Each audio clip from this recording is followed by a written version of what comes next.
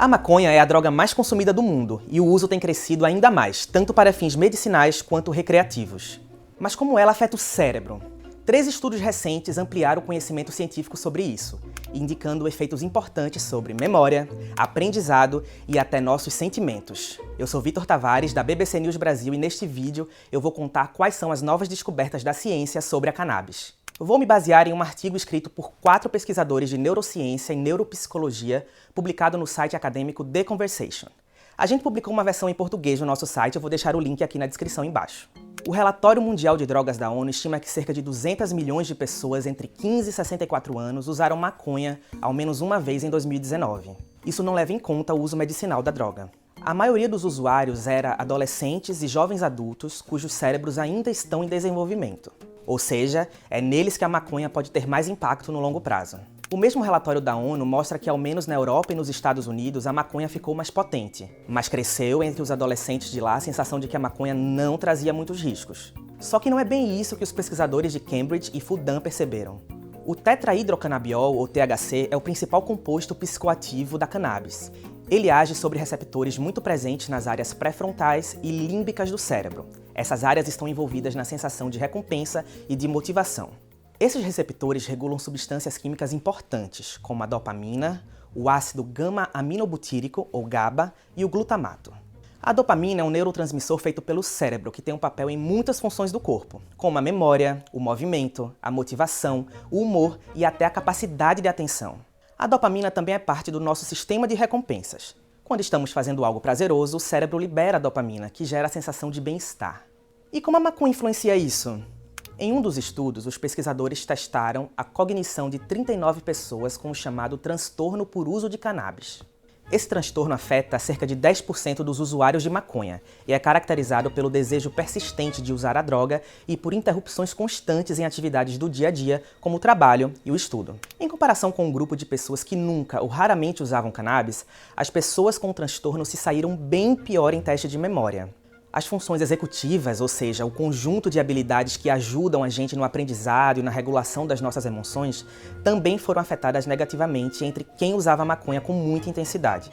E a idade também tem um peso. Quanto mais jovens, mais as suas funções executivas eram prejudicadas pela droga.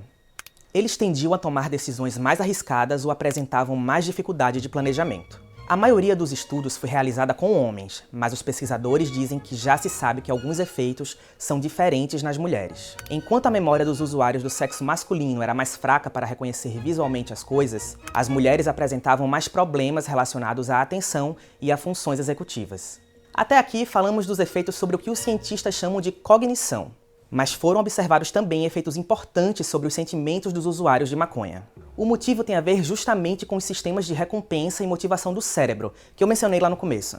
Ao inibir essas ações cerebrais, a cannabis pode atrapalhar o desempenho na escola ou no trabalho, uma vez que pode nos fazer sentir menos motivado a nos esforçarmos. E também diminui o sentimento de recompensa quando temos êxito numa tarefa.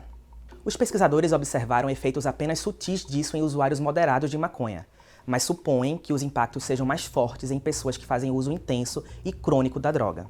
Por fim, os cientistas citam evidências de que a cannabis pode levar a problemas de saúde mental. Ela está relacionada em adolescentes a mais apatia e a chamada anedonia, que é a incapacidade de sentir prazer. Esse efeito foi particularmente visto em jovens já vulneráveis a problemas de saúde mental e que passaram por um período difícil durante os lockdowns da pandemia de Covid, segundo uma das pesquisas. O uso de maconha durante a adolescência também foi apontado como um fator de risco para o desenvolvimento de experiências psicóticas e de esquizofrenia. Um estudo mostrou que o uso de cannabis aumenta moderadamente o risco de sintomas psicóticos em jovens, mas tem um efeito muito mais forte naqueles com predisposição para a psicose.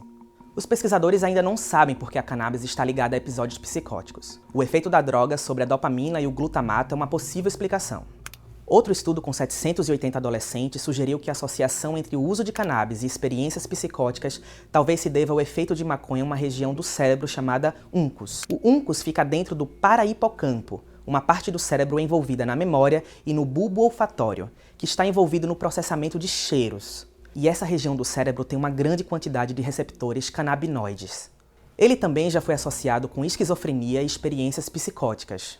Vale lembrar que a maconha tem crescido também como uma ferramenta médica. Pelo mundo e também no Brasil, milhares de pacientes já usam a cannabis para tratar problemas como convulsões e dores crônicas. Mas os pesquisadores se dizem preocupados com o efeito que um consumo prolongado e indiscriminado da droga tem principalmente sobre cérebros ainda em desenvolvimento, como os de adolescentes.